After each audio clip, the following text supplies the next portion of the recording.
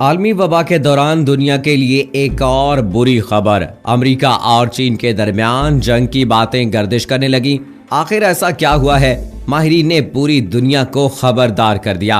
आगे क्या होने वाला है, मजीद जानिए। बिस्मिल्लाहिर्रहमानिर्रहीम। अस्सलाम वालेकुम दोस्तों, नई वीडियो में खुश आमदीद। उम्मीद है आप सब लोग खैरियत से होंगे।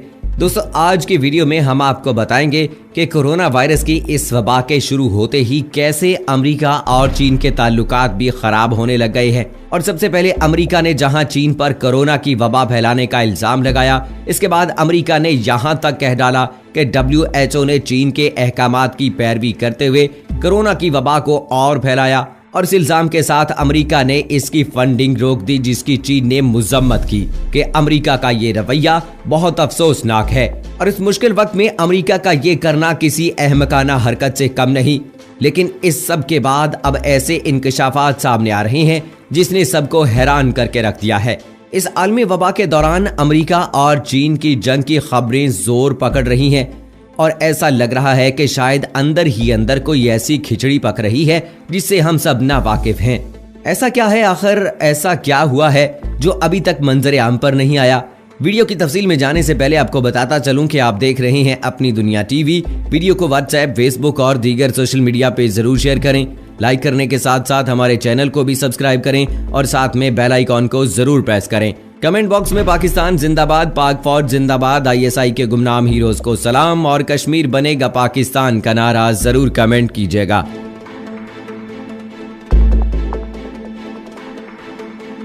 दोस्तों, पूरी दुनिया में कोरोना ने हंगामा मचाया हुआ है और इसी हंगामे के दौरान भी दुनिया के कुछ ऐसे ममालिक हैं जो आपसी उलझनों में अभी तक फंसे हुए हैं और दुनिया के हालात इस कदर संगीन होने के बावजूद एक दूसरे की टांग खींचने से बाज नहीं आ रहे।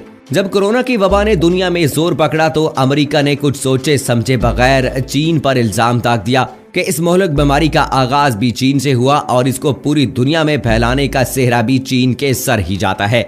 इस हवाले से अमेरिका की एक रियासत ने तो एक कदम और आगे जाते हुए आलमी अदालत में चीन के खिलाफ दरखास्त भी दायर कर दी कि इस वबा को फैलाने के लिए चीन के खिलाफ सख्त एक्शन लिया जाए।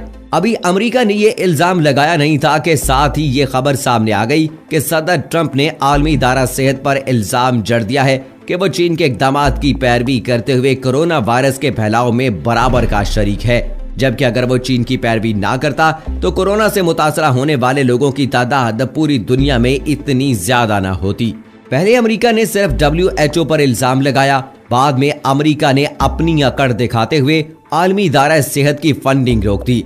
अमेरिका के इस इक़दाम को पूरी दुनिया में तनकीद का निशाना बनाया गया और चीन ने भी इसकी मजम्मत की और कहा कि इन मुश्किल हालात में अमेरिका की जानिब से ऐसा इक़दाम काबिल कबूल नहीं है। अब खबरों की माने तो ऐसी खबरें सामने आ रही हैं जो सुनने में तो शायद किसी को अच्छी ना लगे। जराए का कहना है कि जहां एक तरफ कोरोना वायरस की आलमी वबा ने पूरी दुनिया को घेरा हुआ है, वहीं दूसरी जानिब ये खबरें भी गर्दिश कर रही हैं कि अमेरिका और चीन के दरमियान एक नई जंग छिड़ने जा रही है। ये पहली दफा नहीं हुआ जब अमेरिका और चीन की आपस में कशीदगी हुई हो। इससे पहले भी ऐसा मुतअद्दिद बार देखने में आ चुका है। जराए का इस हवाले से कहना है कि 30 मई 2017 को अमेरिका में एक किताब शाये हुई थी जो चंद ही दिनों में सबसे ज्यादा फरोख्त होने वाली तसानीफ में से एक बन गई थी और तमाम तर पॉलिसी साज, माहिर तालीम और सहाफ़ी इसका मुतालिया करने लगे। किताब का उन्वान था जंग जिससे फरार नहीं, क्या अमेरिका और चीन इस फंदे से बच सकते हैं? जराए के मुताबिक इस किताब में तो सिडाइड्स ट्रैप का जिक्र किया गया है, जिससे मुराद ये है कि एक उभरती हुई आलमी ताकत और एक मौजूदा आलमी ताकत के दरमियान जंग टाली नहीं जा सकती। दुनिया में कोरोना वायरस की वबा फैलने के बाद एक बार फिर से हार्वर्ड यूनिवर्सिटी के बैनुल अक़वामी अमूर के प्रोफेसर ग्राहम एलिसियन की इस किताब का शद्दोमद से चर्चा होने लगा है। अमेरिका के सदर डोनाल्ड ट्रंप ने कोरोना वायरस को चीनी वायरस कहकर पुकारा तो अमेरिकी जरीदे स्पेक्टेटर ने अपनी हालिया रिपोर्ट में लिखा कि कोरोना के हाथों पहली हलाकत इस अमेरिकी सोच की थी कि वो चीन के आलमी ताकत बनने की हकीकत को बाहमी मफादात के जरिए काबू कर सकता है। जरीदे ने प्रोफेसर ग्राहम एलिसन की किताब का हवाला देते हुए लिखा है कि सदर ट्रंप का ये बयान इसी तो साइड्स ट्रैप यानी एक उभरती आलमी ताकत मतलब चीन और एक मौजूदा आलमी ताकत यानी अमेरिका के दरमियान न टलने वाली जंग के जुमरे में आता है। यहाँ आपको ये बताते चलें कि तुसाइडेड्स एक कदीम यूनानी तारीखदान था जिसने स्पार्टा और एथेंस के माबैन होने वाले पेलोपोनेशियन की जंग के बारे में लिखा। तुसाइडेड्स रैब एक ऐसे अमल का नाम है जिसमें अपने वक्त की बालादस्त ताकत ये खतरा महसूस करती है कि उभरती हुई ताकत इसकी जगह ले लेगी, तो वो उसे रोकने की कोशिश करती है और इस कोशिश के दौरान लड़ाई का इम्कान बहुत ज्यादा हो जाता है। कदीम यूनान में भी जब स्पार्टा को एथेंस से खतरा महसूस हुआ तो जंग हुई। प्रोफेसर ग्राहम एलिसन ने 500 बरस की तारीख को जानकर ऐसी 16 मिसालों की निशानदही की है जिनमें उभरती हुई ताकतों ने पहले से मौजूद ताकतों का सामना किया और 16 में से 12 का नतीजा जंग की सूरत में ही निकला। इस किताब में बर्तानिया और जर्मनी की मिसाल भी मौजूद है। जब 20वीं सदी में जर्मनी बर्तानिया से आगे बढ़ने वाला था कि बोस्निया के शहर सराजियो ने एक मामूली सी शाही खानदान के अफराद के कत्ल से दोनों ममालिक के माबैन जंग शुरू हो गई, जिसे दुनिया आज दूसरी आलमी जंग के तौर पर याद करती है। प्रोफेसर एलिसन का कहना है कि अमेरिका और चीन की रकाबत आलमी ताल्लुकात का एक फैसला कुन मरहला है। जब 26 दिसंबर 1991 को सोवियत यूनियन बिखर गया और अमेरिका दुनिया की वाहिद सुपर पावर बनकर उभरा तो अमेरिका में ये सोच परवान चढ़ने लगी कि अब दुनिया में इसके आगे कोई नजरियात हरीफ नहीं बचा। अमेरिकी फलसफी फ्रांसिस फुकुयामा का तारीख का इख्तिताम के उन्वान से एक मजमून शाये हुआ जिसका लुब्बे लुबाब कुछ यूं था कि सोवियत यूनियन के इख्तिताम से आज़ाद ख्याली का नजरियाती मुतबादिल खत्म हो गया है और इंसानी तहजीब के आदाब यानी नुमाइंदा हुकूमतें, आज़ाद मंडी और सारिफीन से चलने वाले कल्चर हासिल हो चुके हैं। अमेरिका और चीन के दरमियान जंग की खबरें इसकी कई गर्दिश कर रही हैं क्योंकि जब अमेरिका अहलकारों ने कोविड-19 को पहले वुहान वायरस और फिर चीनी वायरस के नाम से ताबीर दी तो चीन की वजारत खारजा के तर्जुमान ने अमेरिका को मुतनब्बे किया कि वो चीन को गाली देने से पहले अपने काम पर ध्यान दे। इसी हवाले से अमेरिका को जवाब देते हुए चीन की वजारत खारजा के एक और एहलकार ने अमेरिका के लिए कुछ सवालात उठा दिए और अमेरिका से मुतालबा किया कि वो इस अमेरिकी फौजी जो वुहान में फौजी मशकों में हिस्सा लेने आया था वो मुमकिन तौर पर वायरस का निशाना बना। अमेरिका इसके टेस्ट के नताइज दुनिया को दिखाए। अमेरिकी एहलकारों की जानिब से कोविड-19 को चीनी वायरस कहे जाने के बाद अमेरिका में चीन के सफीर ने अमेरिकी हुकूमत से मुतालबा किया कि वो इस वबा को सियासी रंग देकर नई दुनिया को जो है वो वर्गलाने की कोशिश न करे। कोविड-19 के आने के बाद जब दुनिया ममालिक के दरमियान मामलात और कशीदा होते चले गए तो चीन से शाये होने वाले ग्लोबल टाइम्स ने तुसाइडेड्स ट्रैप के खालिक प्रोफेसर ग्राहम एलिसन का इंटरव्यू किया और मौजूदा हालात के हवाले से इनसे सवालात किए। प्रोफेसर ग्राहम एलिसन ने कोविड-19 के हवाले से लगाए जाने वाले इल्जामात को असल मसले से तवज्जो हटाने की एक बचगाना कोशिश करार दे दिया। उन्होंने ये भी कहा कि ये अमेरिकी एहलकार की जानिब से सूरत हाल से निमटने में अपनी नाकामियों को छुपाने की एक कोशिश है। इस आलमी वबा के दौरान एक नजरियाती बहस भी जारी है। अमेरिका जो लिबरल डेमोक्रेसी का दाई है वो चीन के निजाम हुकूमत पर उंगलियां उठा रहा है जिसमें कोरोना वायरस के फैलाव को छुपाने का इल्जाम सरे फहरिस्त है।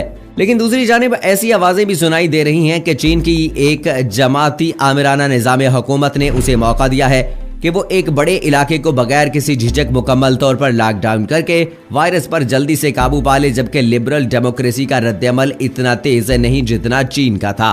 प्रोफेसर ग्राहम एलिसन ने कहा कि अगर यक जमाती आमिराना निज़ाम ने इंतहाई काबिलियत के साथ अपने शहरियों की जिंदगी की बुनियादी हक का तहफ़्फ़ुज़ कर लिया है जबकि जमहूरी हुकूमतें नाकाम रही हैं तो ऐसी सूरत हाल में चीनी इक़दामात पर एतराज़ात अंगूर खट्टे हैं के मुतरादिफ है।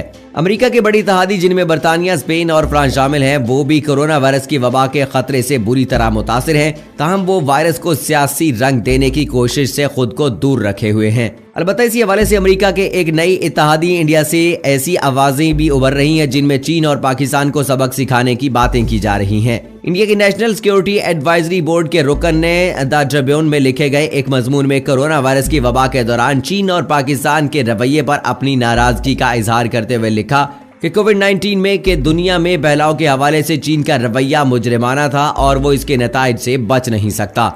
तिलक दिवाकर ने, जिन्हें इंडिया की कौमी सलामती के मुशीर अजीत दोवाल का इंतहाई करीबी साथी माना जाता है, लिखा कि अब तो दुनिया को मालूम हो गया होगा कि इतने लंबे अरसे तक अपनी मैन्युफैक्चरिंग को चीन के हवाले करने के क्या नताइज निकलते हैं। तिलक दिवाकर अमरीकी एहलकार की तरह आलमी इदारा सेहत से भी नाराज हैं जिसने कोरोना वायरस पर काबू पाने में चीनी इक़दामात की तारीफ की है। तिलक दिवाकर ने भी चीन पर तनकीद की हद पार करते हुए कहा कि चीन जितना भी आलमी इदारा सेहत के एहलकारों को रिश्वत दे ले और दुनिया में कोरोना के हवाले से गलत मालूमात फैलाए, चीन इसके नताइज से नहीं बच सकता। पूरी दुनिया में अभी तक ये बहस अरूज पर है कि आखिर ये जानलेवा वायरस कहां से आया। क्या ये कुदरती है कि इंसान का बनाया हुआ, और अगर इंसान का बनाया हुआ है तो क्या ये लेबोरेटरी से जानबूझकर छोड़ा गया या गैर इरादी तौर पर लीक हो गया है। लेकिन इस हवाले से अभी तक कोई ठोस शहादत सामने नहीं आई है कि इस वायरस को किस मुल्क ने लेबोरेटरी में तैयार करके किसी मजमूम मकासद के लिए दुनिया में फैलाना। अलबत्ता इशारों किनारों में इल्जाम चीन के दहलीज पर धरा जा रहा है। जब दुनिया में कोरोना वायरस की गर्द बैठ जाएगी तो यकीनन अमेरिका और इसके इत्तेहादी इसकी तरफ मतवज्जो होंगे और अब खरबों डॉलर में से हिस्सा मांगेंगे जो चीन ने मगरबी मईशतों के साथ मिलकर इकट्ठे किए हैं। अब देखना यह है कि क्या अमेरिका और चीन इस वबा के खत्म होने का इंतजार करते भी हैं या नहीं, क्योंकि दोनों ममालिक के बयानात तो इस वक्त यही बता रहे हैं कि दोनों के दरमियान अब कुछ भी अच्छा नहीं है। और अगर दोनों ममालिक के दरमियान सूरत हाल और कशीदा हुई तो यह वाकई एक जंग की सूरत हाल इख्तियार कर सकती है। अगर दोनों ममालिक के दरमियान जंग हुई तो इसकी तबाही पूरी दुनिया के लिए होगी और इस जंग की पूरी दुनिया इस पर जो है वो देर पास रात होते रहेंगे। इस हवाले से हम उम्मीद करते हैं कि अल्लाह हम सब पर रहम करे और हमें हमारे हुक्मरान को भी हदायत दे। आमीन सुम्मा आमीन।